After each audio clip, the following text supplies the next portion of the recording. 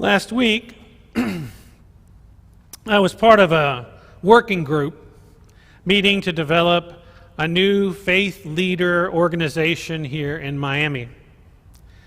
We spent an hour and a half developing a new name for our organization, a declaration of intent, and a couple of beginning steps. I'm sure that all of you out there would have loved to spend an hour and a half developing a name for our new faith organization and a declaration of intent. I guess that's why they call it a working group. I'd like to tell you that process was inspirational and transformative and spiritual, but I'd be lying. It was just work. During the discussion, one of the imams mentioned that the name of the organization should include the word multi-faith. A Protestant member just wanted the word faith. And I spoke up and I said, I've always been partial to interfaith. And I was told this, that interfaith has too much baggage. What? What? I thought in my mind, what kind of baggage does interfaith have? I thought this group would eventually come up with a name that had interfaith in it. But we didn't. The name we chose was Faith Leaders Alliance of Miami, or FLAM. I'm choosing to think that that's a work in progress. How do we create a worldwide interfaith, I'm going to continue to use the word interfaith, beloved community? The United Nations is encouraging faith communities to work toward harmony during this Interfaith Harmony Week. It's just interfaith. I'm going to stop there and look at the word just for my own need here. It's relating to or between different religions or members of different members of different religions. So, does this relating to people of different faith or between one another carry too much baggage? See, multi-faith seems so separate, like so stranded, like faith leaders just standing around talking to people who share their own faith with other people who are sharing their own faith with each other, all kind of doing parallel play, not actually interacting. And faith by itself doesn't necessarily mean religious or spiritual. It has other meanings as well. I guess I feel like Rabbi Yaffe at these meetings sometimes. I believe having people gather from various religious traditions is valuable.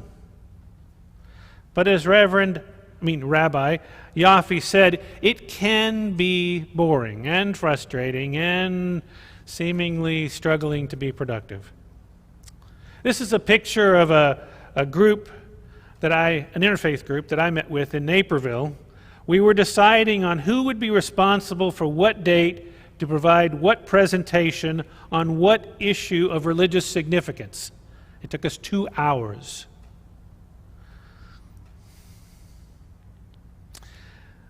Now, that's not to say I don't enjoy going to some of these meetings. I mean, sometimes there's food. That's always good. Sometimes food from different cultures. And I think gathering can allow us to, at times, speak with one voice about issues of significance. And I think that's important in our culture. For instance, I was on the board of an interreligious council of Lynn County. We wrote letters actually, to the President of the United States, to the Iowa national and state representatives, to the mayor, to the city councilman, to the county board. And we asked them to consider the needs of the least fortunate and most marginalized when making decisions. We did this in response to some tax cuts that were pushed through in the national level that resulted in reduced budgets for food pantries and low-income housing. We need those.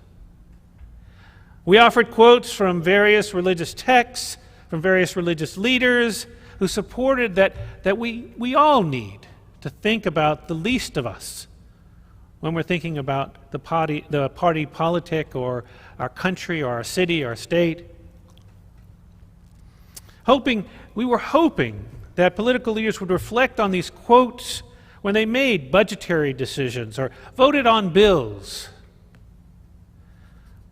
And just to let you know, it wasn't just a letter. I followed up with some of our local officials, and I remember distinctly talking with the mayor.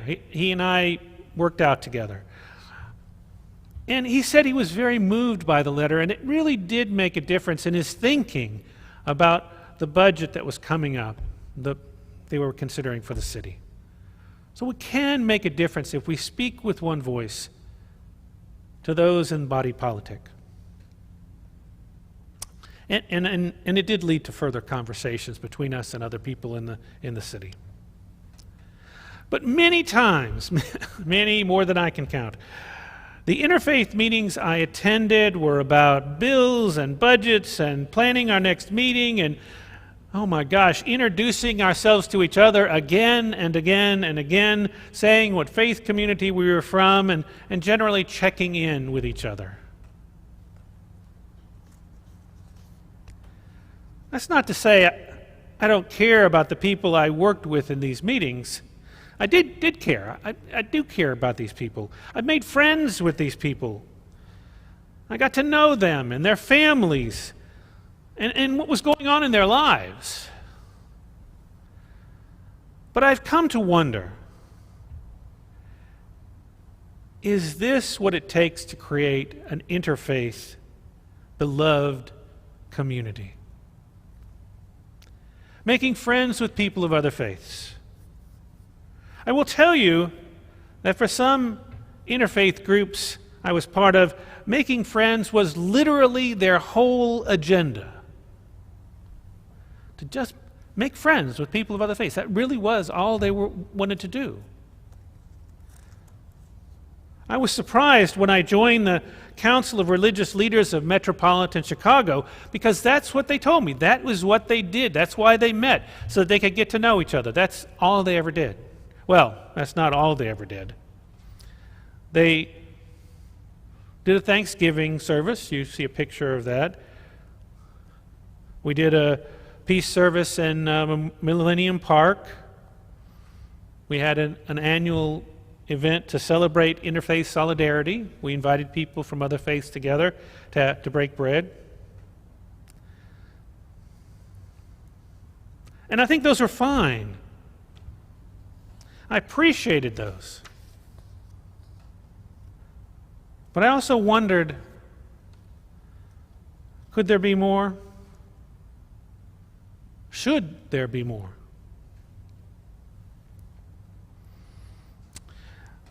So I ask, how do we create an interfaith beloved community? Here in Miami, for instance, while we're in quarantine.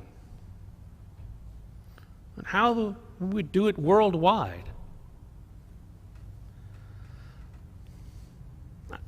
I'm going to reflect on this in a moment, but I want to share with you first some thoughts from Rabbi Yaffe. Here's what he said. Why then have I been so involved in interfaith groups for so many years? The reason is that very occasionally something extraordinary happens. One of these conversations changes me, binds me to my colleagues, advances my understanding of myself and others, and adds texture and depth to my own religious beliefs and convictions. Sometimes just being together provides opportunities for that. I've been there when it's happened. And I believe that in order to create interfaith harmony or interfaith beloved community, we, not just this congregation, but people who are committed to interfaith beloved community, need to find ways for people of different faiths to have simple fellowship, non-goal-oriented friend experiences together, to provide space and opportunities for something special to happen. This is an image of a potluck that we held in a church that I served. Besides providing the space and time together, which we did here, and which in many ways was quite amazing, I had wondered, and maybe you have too, I don't know, is there a way in these interfaith gatherings, in these times when we develop these friendships, to prod, to provoke, to stimulate, to inspire these people that are gathered together towards some extraordinary experience? Rabbi Yaffe had some ideas on this that I'd like to share. As he reflected on what makes it difficult to provide the space for these kinds of experiences to develop, he concluded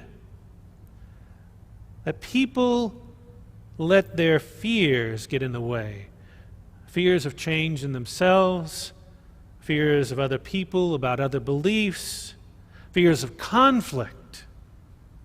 Conflict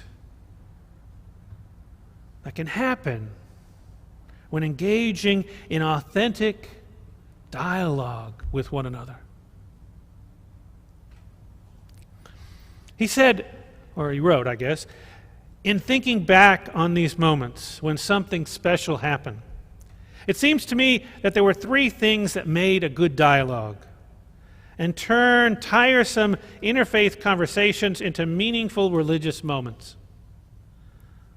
First, meaningful dialogue happens when the conversations turn to our religious differences. Platitudes are set aside as representatives of our faith traditions. We cease to be embarrassed by the particular. We set aside the search for the lowest common denominator that most characterizes and often trivializes our discussions. Meaningful dialogue can happen when we recognize that absence a clear affirmation of who we are, how different we are, and what we truly believe. These are conversations that are worth having. Second, interreligious exchanges become compelling when my colleagues and partners give expression to their religious passions. I am drawn in when they share with me their deepest belief and strangest customs, no matter how radically different they are from my own. And the sharing of religious passion should lead to a passionate discussion. He would say debate. I have some thoughts about that. In which we struggle with the really hard questions. What happens when conflicting beliefs lead to conflicting interests? What do we do about those areas where differences cannot be bridged and must be dealt with? Third, interreligious dialogue truly touches us when we discuss what we all know to be true but rarely say. That in some ways, we all believe in the exceptionalism of our tradition. We all tend toward the conviction that there are some elements of our religious beliefs and practices that stand above and apart from what other religions offer. And it is liberating when we are able to acknowledge this and then explain why we think that way without apology, but open to honest reactions from those around us. That sounds challenging, doesn't it?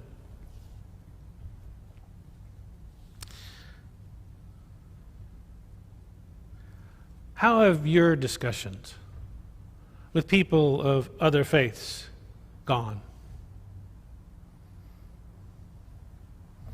What would change if we approached interfaith dialogues in this way, either internally among ourselves or externally with people outside these walls? Sharing our different beliefs without fear that some belief, your belief, might not be accepted. What if we took the risk of sharing spiritual passions and the exceptionalism of what we believe, while being civil, respectful, compassionate, loving? I'm not about debate. I don't think that's productive. I know Rabbi Yashi, I think he believes in debate, but I think that we can have civil, trusting, friendship-based, passionate dialogue without it reaching debate, where debate feels like win-lose. And this is not a win-lose. This is about us sharing with each other. This is about the rewards that come when we hear the important things that are in each other's lives and allow them to touch us deeply, with the potential for us and them to be transformed by it.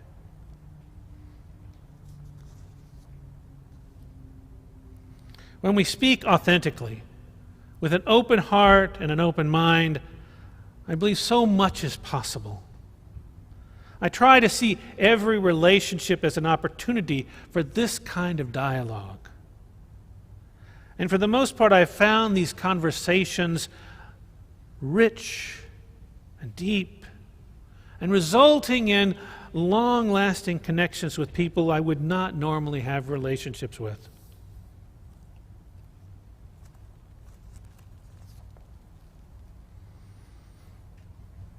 On the 10th anniversary of 9/11, I was the president of the Interreligious Council of Lynn County. And as a council, we decided we wanted to hold a service for the whole county in the minor league baseball stadium for 9/11. The team, just an aside, was the Colonels, as in corn kernels. We talked with the police and fire departments, both of which were thinking of a way that they might observe that day for the city. We asked the stadium manager, could we use the stadium? We asked the city and county officials to be part of it. We asked all the faith communities to be part of it in one form or fashion, to join us. It's going to be a Sunday afternoon at the baseball park, so to speak, and we started planning the program. We called it Remembrance, Reflection, and Reconciliation. Well over 1,000 people attended in the open-air stadium. And during the service, a piece of the Twin Towers was donated to the city with much ceremony. And bells tolled for all those lost on 9/11. An evangelical preacher spoke on remembrance, sharing his experience of the day, the sadness, the shock, the trauma. He spoke of how the experience strengthened his belief in our country and what we were capable of and what we could endure together.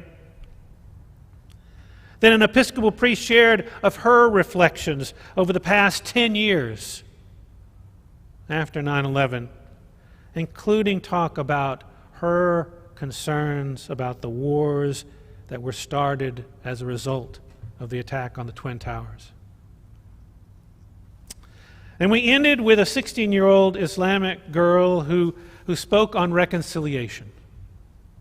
She told us of the prejudice she'd experienced and still experiences due to 9/11.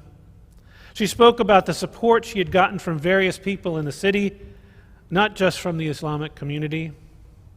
She spoke of her hope for a future without prejudice and fear. And she was amazing. We ended the service with all the people in all the stands coming down to the field and holding hands in one big circle. A Zen monk blessed us, and we sang a hymn together. Many of us in tears.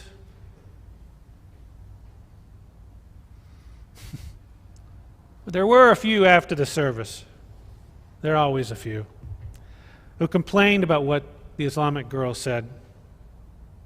Perhaps they were not in a place to move beyond the fear and hurt of 9/11 just yet. This is another kind of interfaith experience that is powerful, with honesty and passion and authenticity, that offers people an opportunity of transformation. And the opportunity exists for interfaith beloved community, even for the complainers, most especially for the complainers. Some final thoughts. I believe wholeheartedly that working with people whose faith tradition is other than my own is worthwhile, especially something impactful, something that makes a difference, social justice. It can be an opportunity for interfaith beloved community to ignite, but again, only if we are authentic with each other. When working with black evangelical leaders on a mentoring black youths in Chicago, at one of our breakfast meetings, this is an image from that meeting, but at a different point in the meeting, a woman preached that sex was only sanctioned by God if it was between a man and a woman.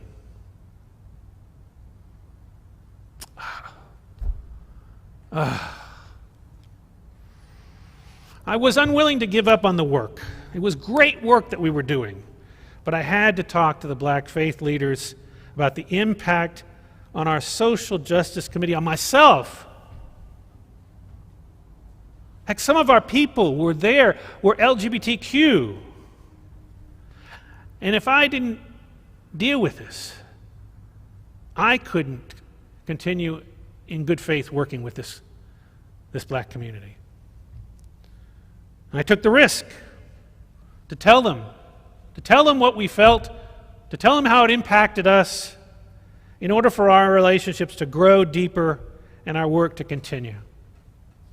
That's what happens.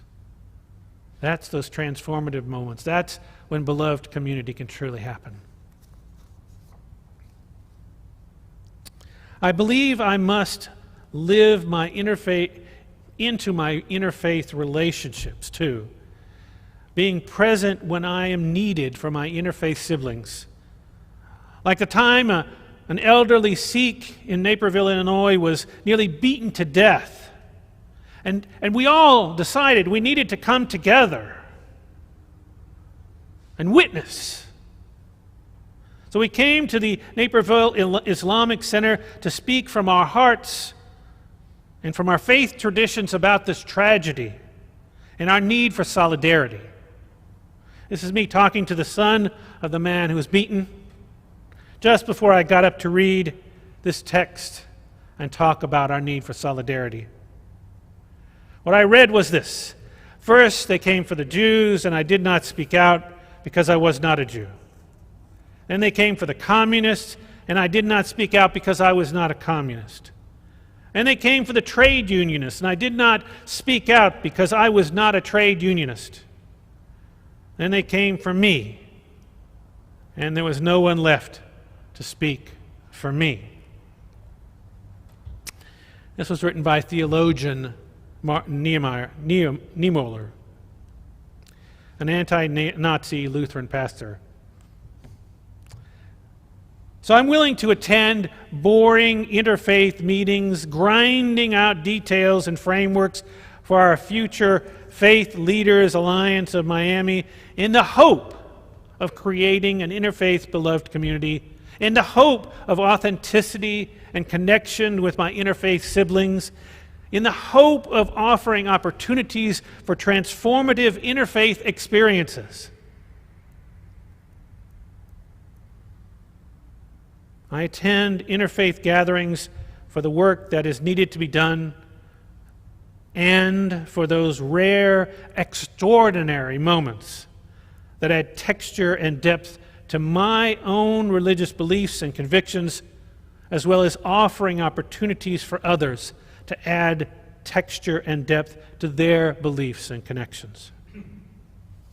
I invite you into this interfaith work, to join interfaith gatherings, and while you are there, be open to opportunities that are offered for transformation and beloved community. Namaste, blessed be, Amen.